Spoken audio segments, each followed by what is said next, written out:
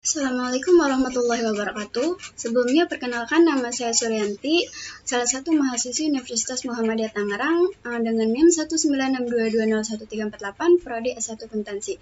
Pada kesempatan kali ini saya akan membahas tentang mata kuliah metode penelitian. Tentu saja di sini ada skala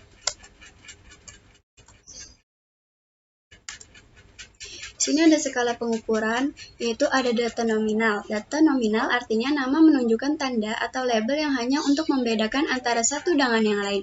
Tes statiknya non-parametrik seperti uji binomium, uji C², satu sampel, dua sampel, dan sebagainya. Yang kedua ada data ordinal atau punya urut. Nah, data yang memiliki urutan tetapi tidak mempunyai jarak perbedaan yang sama di antara rangkaian urutan tersebut. Artinya, data ordinal dapat menyatakan bahwa data tersebut lebih sama atau kurang dari data yang lain. Analisis statik non-parametriknya seperti uji Kolmogorov, Smirnov, satu sampel, dan lain-lain. Di sini, terus yang ketiga ada data interval. Nah, data yang mempunyai perbedaan yang sama di antara rangkaian urutan tersebut, tetapi tidak memiliki titik nol, absolut atau mutlak. Analisis statik parametriknya di antaranya itu ada uji T 2 sampel, uji ANOVA 1 jalur, 2 jalur, uji regresi. Yang keempat ada data rasio, data yang mempunyai perbedaan yang sama di antara rangkaian urutan tersebut, tetapi tidak memiliki titik nol, absolut atau mutlak. Analisis statiknya di antaranya itu uji T 2 sampel, uji ANOVA 1 jalur, 2 jalur, dan uji regresi.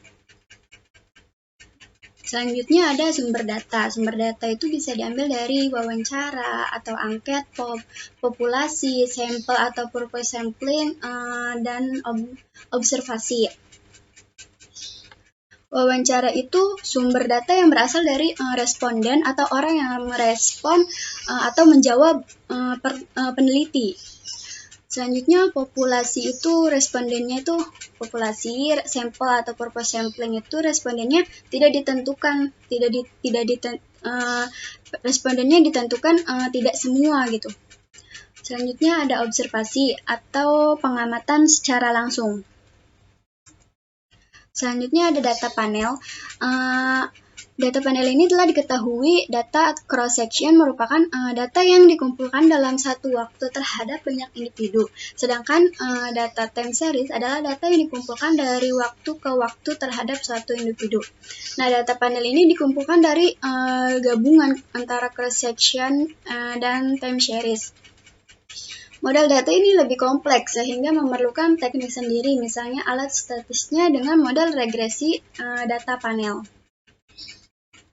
Next ada data outlier, data yang memiliki karakteristik unik yang terlihat sangat berbeda jauh dari observasi-observasi lainnya dan muncul dalam bentuk nilai ekstrim, baik untuk sebuah variabel tunggal atau variabel kombinasi. Deteksi terhadap univariatnya outlier dapat dilakukan dengan menentukan nilai batas yang akan dikategorikan sebagai data outlier, yaitu dengan cara mengkonversi nilai data dalam skor standaris atau yang bisa disebut J-scores yang memiliki nilai rata-rata sama dengan 0 dan standar deviasinya dengan 1. Standar deviasinya itu sama dengan 1. Nah, ada beberapa penyebab timbulnya data outlier ini. Yang pertama itu ada kesalahan dalam mengentri data. Selanjutnya bisa juga dengan gagal mengklasifikasi adanya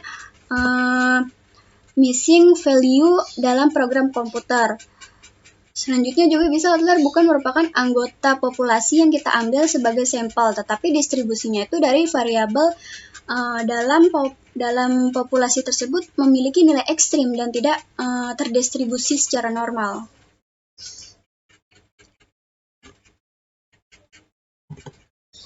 Nah, untuk menentukan skor outlier itu menurut Haier pada tahun 1998 antara lainnya Yang pertama, jika kasus sampel kecil kurang dari 80, maka standar skornya itu dengan nilai kurang lebih 2,5 maka dapat dinyatakan outlier. Yang kedua, jika sampel besar, standarnya skornya itu dinyatakan outlier jika nilainya pada kisaran 3-4.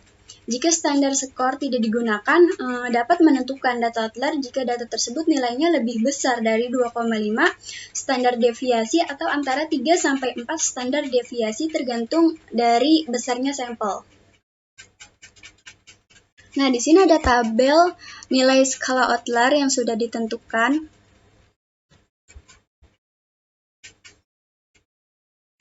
Variabel JSQRFPS ini terdapat 4 observasi yang outlier, sedangkan JSQRM ini 2 observasi yang dinyatakan outlier karena nilai standar deviasinya lebih dari 3 gitu.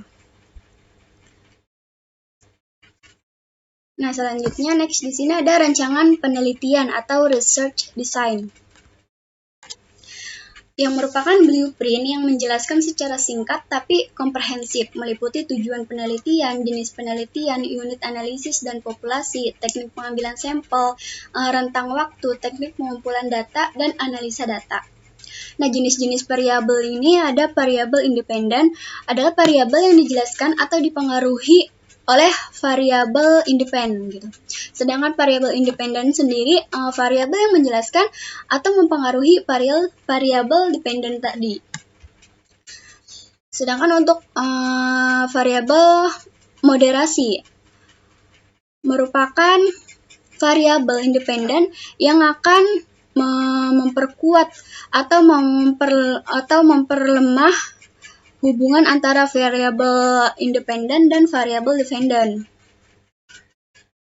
Selanjutnya ada variabel intervening, merupakan variabel antara mediating, sedangkan fungsinya itu untuk mediasi hubungan antara variabel independen dengan variabel dependen.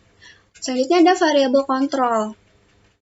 Variabel kontrol ini didefinisikan sebagai variabel yang dikendalikan atau dibuat konstan sehingga mempengaruhi variabel independen terhadap dependen, tidak dipengaruhi faktor lain yang tidak diteliti. Fungsinya itu untuk mengendalikan variabel yang dihilangkan dalam statika. Penghilangan suatu variabel bisa mengakibatkan estimasi dari parameter yang ada dalam model menjadi bias gitu.